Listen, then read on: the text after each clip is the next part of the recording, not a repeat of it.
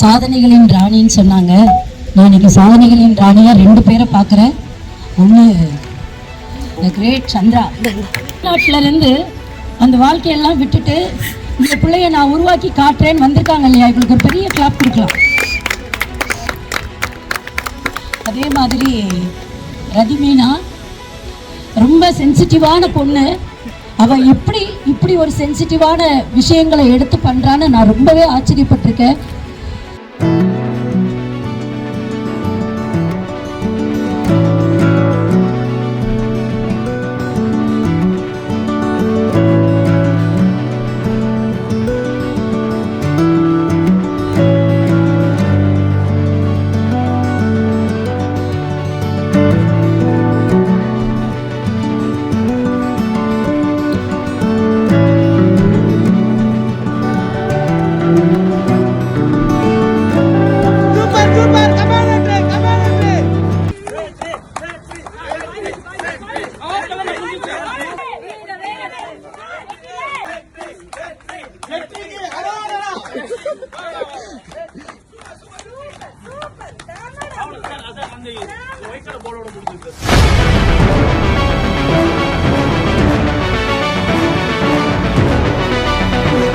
இது சாதாரண ஒரு விஷயம் இல்லை.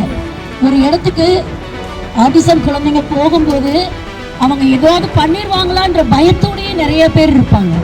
எப்படா இவங்க கிளம்புவாங்க அப்படின்ற மைண்ட் செட்டோடய நிறைய பேர் பார்க்குறாங்க. ஆனால் இவ அந்த குழந்தைங்களையே சேலஞ்சாக எடுத்து அழகாக கொண்டு வர்றாங்க. சாதாரண ஒரு விஷயம் இல்லை. கடவுளுக்கு அடுத்த இடத்துல நான் மீனாவை பார்க்குறேன். நம்ம இன்னைக்கு ஒரு ரெக்கார்ட் பார்த்துருக்கோம். இவ ஆல்ரெடி மதுரையில் போயிட்டு ஒரு பெரிய ஈவெண்ட்டில் நிறையா பிள்ளைங்க பார்ட்டிசிபேட் பண்ணதில் ஆல்ரெடி அவள் பெரிய ஒரு அவார்டு வாங்கிட்டு வந்திருக்காரு. ஒவ்வொரு தடவை வரும்போதும் கோவிலுக்கு வருவார். இந்த அவார்டுக்கு இன்வைட் பண்ணும்போது, நீ என்னை எதுக்கு கூப்பிடுற, இதுக்கு ஆப்டான ஆள் அண்ணன் தான், அவரை நீ கூப்பிடு அப்படின்னு சொன்னேன். நீங்களும் வரணும் மம்மின்னா. ஏன்னா இந்த குழந்தைங்களுக்கெல்லாம் தெய்வ குழந்தைகள் அப்படின்னு ஒரு பேரை கொடுத்து அந்த குழந்தைங்களுக்கான ஒரு அடையாளம். எப்படி திருநங்கைகள் அப்படின்னு இப்பதான் சொல்றோம், அதுக்கு முன்னாடி அவங்களுக்கு பேர் வேறையா இருந்துச்சு. இப்போ அழகா அது ஒரே ஒரு நர்த்தகி நடராஜ் அவங்க மூலமா அது மாறுச்சு. இன்னைக்கு இந்த தெய்வ குழந்தைகள் அப்படின்ற அந்த பேரை சூட்டின பெருமை அண்ணனுக்கு மட்டுமே சேரும். எல்லாருடைய பார்வையும் மாறி இருக்கு, எல்லாருடைய விஷனும் மாறி இருக்கு. இது ஒரு ஆரோக்கியமான சமுதாயத்தை உருவாக்கும். ஏன் வெளிநாட்டுக்கு எல்லாரும் ஓடுறாங்கன்னா அங்க இவங்களையும் சமமா தான் பாக்குறாங்க. யாரையும் இவங்களை வேறுபடுத்தி பார்க்கல. நம்ம கூட தானே பிறந்தாங்க, நம்ம கூட தானே வளர்ந்துட்டு இருக்காங்க.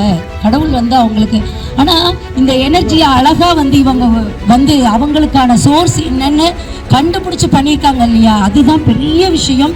இந்த குழந்தையால என்ன ஆகுது, அதாவது நார்மலா பிறக்கிற பிள்ளைங்களையே அவங்க அப்பா அம்மா ஆசைப்படுறாங்கன்றதுக்காக டாக்டர் படிக்க வைக்கணும், இன்ஜினியருக்கு படிக்க வைக்கணும், அதாக்கிடணும் இதாக்கிடணும் அப்பா அம்மாக்கள் முடிவு பண்றாங்க.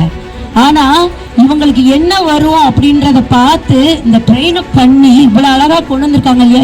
இவங்க மட்டும் இல்ல, இன்னும் நிறைய குழந்தைங்களுக்கு ட்ரைனிங் கொடுத்துட்டு இருக்காங்க. இதுக்கெல்லாம் மிகப்பெரிய பொறுமையும் அசாத்தியமான தைரியமும் வேணும்.